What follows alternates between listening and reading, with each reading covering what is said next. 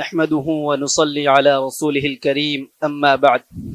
Respected teachers, honored judges, and dear brothers. Today I will speak on a topic often misused by critics. The marriage of Prophet Muhammad sallallahu alaihi wasallam with Hzrt Ayesa radiyallahu ta'ala anha. Let's begin with an honest historical fact during the Prophet's lifetime. His enemies accused him of many things, like being a magician, a liar, even a poet, but no one ever criticized his marriage with Ayesa radiyallahu ta'ala anha.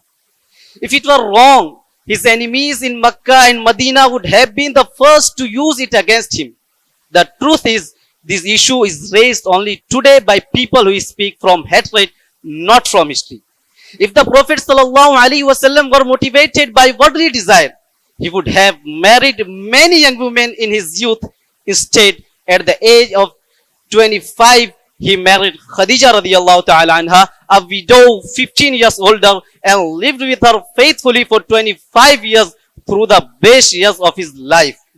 All his later marriages came after the age of 50, mostly to widows or divorced women for social welfare. Among his wives, only Ayesa radiyallahu ta'ala anha was unmarried before. Let us remember that many figures in history had far more wives and even younger ones. For example, Krishna, a major Hindu figure, had 16,108 wives.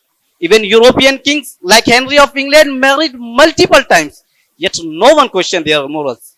Now, about age, in earlier centuries, marriage age depended on maturity, not numbers. In hot climates like Arabia, maturity comes earlier. Ayesa radiyallahu ta'ala anha was mature, intelligent, and willingly married.